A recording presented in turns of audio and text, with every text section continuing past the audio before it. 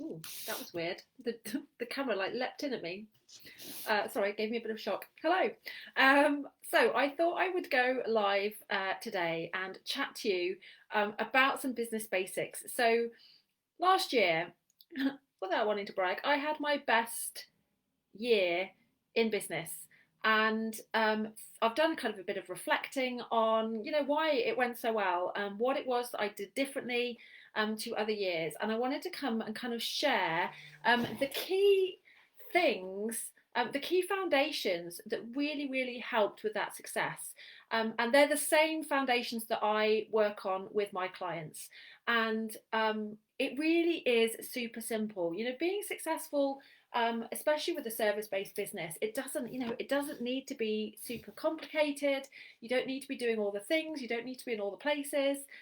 It really can be super simple. So I wanted to just come and sort of share these kind of five core foundations, if you like, that it's really important to get sorted. And in fact, if you get these five things sorted, you are set. You will get clients.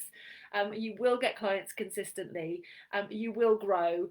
You will hit your income goals because it's these five core things that you really need in your business. So without further ado, let me dive in. Hello to whoever's watching. I will introduce myself first. I always forget when I'm on my page that I really ought to introduce myself. So my name is Colette Broomhead. I am a business coach and I work with mums who have service-based businesses. So basically anyone who works with clients. And I help them to get more clients. I help them to get more clients consistently because that's the key. One of the really kind of scary things about being in business and having your own business is that often it can feel a bit like a roulette. It can feel a bit hit and miss, feast and famine and all of that kind of stuff. And no one wants to live like that on a long-term basis. You want to have some kind of consistency, some kind of predictability, and that is doable. And it's simpler than you think, which hopefully you will see when I share these sort of five basics. So that's what I do. There are three ways to work with me. I have one-to-one coaching, I have a group coaching program that I run a few times a year, and I also have a membership. If you're interested in any of those, do feel free to contact me, and I will be happy to share more details.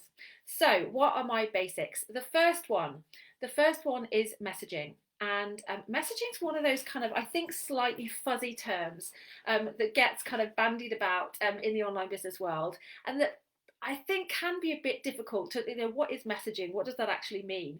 So let me break down for you what messaging means for me. So when I talk about messaging, I think there are three key things that needs to be part of our message as a business owner. So this is the kind of core stuff that we need to be communicating in all of our content on social media, on our website, in our emails, when we network, wherever we're creating content and communicating with others about our business. These are the three things that we need to be getting across super clearly.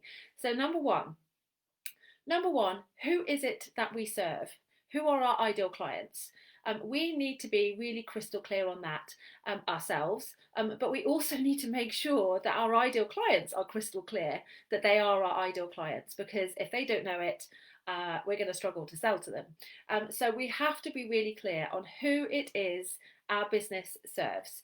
And there's a whole separate live I could do about that, but I won't. I shall restrain myself. But that is something you need to get clear on, and you need to be really specific about. So many times I've sort of chatted to business owners, and when I talk to them about who it is that they serve, I get responses like, "Well, my service is for everyone."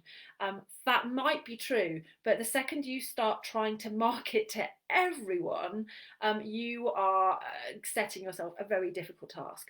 So it's really, really important, especially when you're in the earlier days of your business, when you're not yet particularly known for what you do, you're not like a well-known brand name. It's important to get really clear on who it is you're trying to attract, who it is your business is there to serve. So that's the first part of your messaging. The second part of your messaging is, what is it that you help them do? What is the transformation? What are the results? What is it that they come away with after they have worked with you? And that is absolutely fundamental, because ultimately that is what people are going to pay for. It's the result. It's the transformation. So that's the second part of your messaging that you need to be really clear on and be able to communicate really clearly, so that your ideal clients can see exactly what they get from working with you. And hopefully that's going to match up with what they want, because otherwise they're probably not going to buy it. So you need to make sure that you know your ideal clients well enough to know what it is that they want, and that you are providing a service that provides that for them. The third and final piece of your messaging is why you. Most of us are in a busy market, and we have to find ways to stand out. We have to find ways to make people choose us over our competitors, over our peers.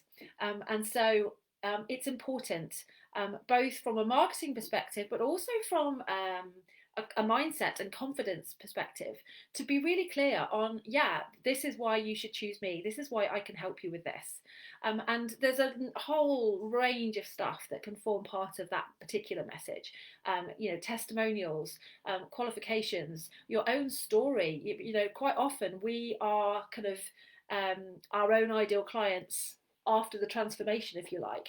And so often our own story itself can be a form of, this is why you should work with me, because I was here and I was able to find a way to get here, and I can help you do the same. So often that can be a really kind of core part of our messaging. So that is business basic number one, getting really clear on your messaging. So who it is I serve, what it is I help them achieve, what is that transformation, what are those results, and why should they choose me to work with. The second core foundation, and this is going to seem like super obvious. Hi to those watching. Do say hello. Let me know. Give me a hello. It's always nice to get some comments. Plus, it means more people will see this, which is also very helpful. So the second thing, as I say, might seem a bit obvious. The second thing is your offer, and not just your offer, but your minimum viable offer. There's a marketing term, minimal viable product, and MVP, which gets kind of bandied about. If you've ever worked in marketing in corporate, you will know that term. And it's all about getting something out there. Done is better than perfect, right? And this is absolutely key. As business owners, I think especially when it's your own business, hey Ruth, it can be really scary to put something out there, and we want it to be perfect, we want it to be just right, and so we wait, and we kind of think, I need to do a bit more research, I need to get my website sorted, I need to do this, I need to do that, I need to maybe get some brand photos done, and all of this stuff, and we put off actually selling anything. And until you are selling something, you are not a business. So the key is to really let go of all of that. Let go of the fear, let go of the perfectionism, and get something out there. It won't be perfect. It won't be. But the way it gets perfect isn't by waiting and putting it off, and more research and all of this kind of stuff. The way it gets perfect is by doing it, and learning from it, and tweaking it, and doing it again, and learning more from it, and continuing that process until you have something that's pretty amazing. And that only happens when you start, and you need to start with your minimum viable offer. So get the basics together, put it out there, and start selling and start learning. So that is number two. Number three is an audience. So the final three that I've got for you are all kind of linked, because they're all the kind of key jobs of your marketing. Marketing we try and make super complex, and Ruth, I'm sure you've heard me go on about this a lot in the past. Certainly when we were doing the group coaching together, I know I talked about this a lot. We as business owners, marketing can seem like this hugely complex beast, of like all these things that we need to be doing, and we need to be on TikTok and YouTube and Twitter and Facebook and Instagram, and we need to be blogging and podcasting and vlogging, and we need to be going and talking on stage, and building a website and email marketing, and I mean just totally overwhelming. And actually none of that is true. All of those things can be part of your marketing. All of them certainly shouldn't be altogether. You don't need to be doing all of those things. You only need to be doing one or two of those things. But the key here with your marketing is to remember the three jobs of your marketing. And these are the three final foundations that I wanted to share with you today. So the first one is audience building. In order to sell anything, you need an audience to sell to. And especially in the early days of your business, audience building should be an absolute priority for you, because it does take time. It's not a quick fix, and anyone trying to offer you quick fix audience growth is probably going to be filling your audience with people who aren't actually ideal clients, generally speaking, and that is no good for you. So audience building needs to be building an audience of ideal clients, of people who are actually potentially going to buy from you. So we have to avoid the temptation of getting so obsessed with the numbers that we start doing things like for like. And all of that kind of stuff, inviting all our friends and family to like our Facebook page or join our group or whatever it may be. While it feels great to see the numbers rise, what you're doing is you're packing your page, packing your group with people who aren't going to engage with your content, who aren't going to buy your products, and in turn that's stopping your actual ideal clients from seeing the stuff that they need to see. So third foundation, build an audience. It could be an audience on Facebook, it could be an audience on Instagram, it could be an audience on YouTube. What I wouldn't be doing is trying to build an audience everywhere. Pick one place. Pick one place. It's so much easier, it's so much simpler, it takes so much less time, and you will do it so much faster. Which is great news, right? Because isn't it so nice to hear that actually getting better results can be easier instead of harder? Grow your audience.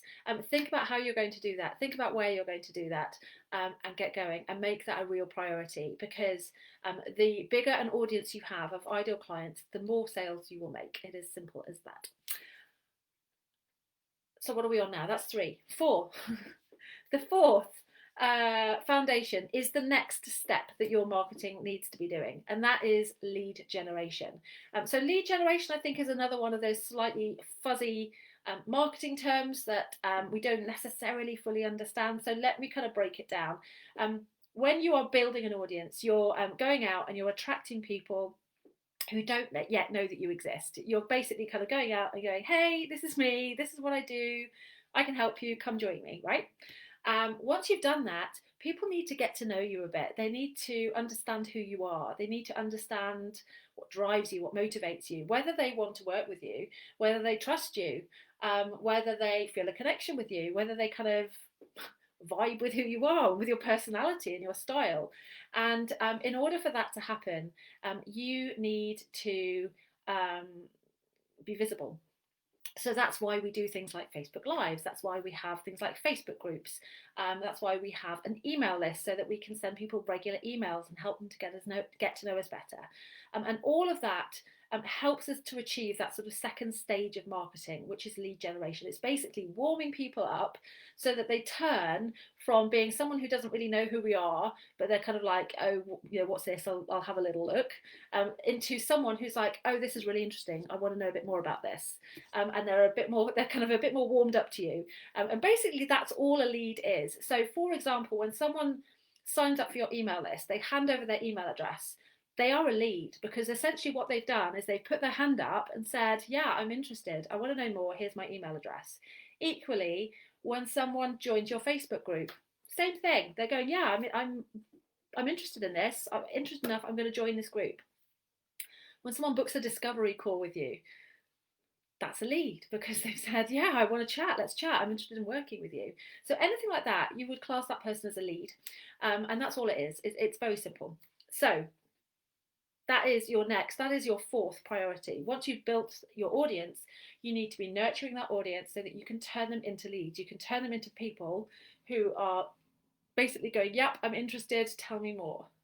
Let me join your list, let me join your group, let me book a discovery call. Okay, and then the final, perhaps most important part, the foundation that you need to be focusing on this year is your sales. Sales and marketing are not the same thing. They're two different skills. You can be fab at marketing. You can have, awesome marketing strategies, and that is absolutely going to help you with sales. But if you're rubbish at sales, you might still struggle. So it is worth focusing on improving your sales and thinking about how you want to sell, because there's loads of different ways that we can sell. For me, I want to sell as naturally as possible. Um, I want to sell as genuinely as possible. And so I make sure that in my marketing and the way I show up, when I'm being visible like this, that I am as genuine as possible, which is why quite often you will see me without makeup. Sometimes you will see me with makeup because sometimes I like to wear makeup. You will see me being fairly informal. You will see me make mistakes. You will see me stumbling over my words, laughing about my mistakes, because that's who I am when people work with me. And so I want people to see that, so that when it comes to sales, it's so much more natural because people already know what to expect. People already know who I am, and I don't have to kind of pretend to be something I'm not.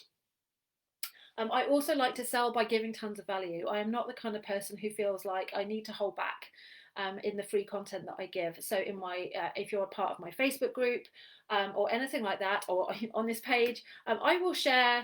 I won't hold back because I know that actually the experience of working with me in one of my paid offers has enough extra to it that I don't need to hold back in terms of actual value, in terms of content. There's a ton of other stuff that you get when you work with me. You get that one-to-one element, you get that kind of personal look at your business, you get the outside support and all of that kind of stuff. So I'm not going to hold back, because for me, the more value I give for free, the easier it is to sell. Because if I can show people, if I can really help people for free, they're much more likely to be interested in working with me with one of my paid offers. So for me, that's how I choose to sell. But there's tons of ways to sell. If I have any advice for you when it comes to selling, is do your research. It's a skill. It's like riding a bike. It's like playing an instrument, and it's something that we're not necessarily born naturally able to. I hear sort of people going, "Oh, well, I'm not that great at sales," or "I'm not a natural salesperson." I'm not sure that that's a thing. Sales is something that we learn. It's there are skills, there are techniques, there are strategies behind sales, and it's something that you have to learn. So if I had any advice for you around sales, it's go out and learn it. Read books, listen to podcasts, work with a coach, whatever works for you. But I find that quite a freeing concept, though, because it's something that you can get good at then. It's not something that you're either good at or you're not at the end, which would be rather depressing. So go and hone your sales skills. And you will have a successful business this year. If you can kind of nail those 5 things, you will have a successful business. You will get clients. You will get clients consistently. You will see growth this year. I can say that without a shadow of a doubt.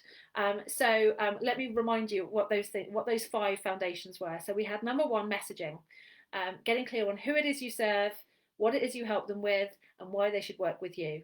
Number 2, and I forgot what number 2 was for a second, offer.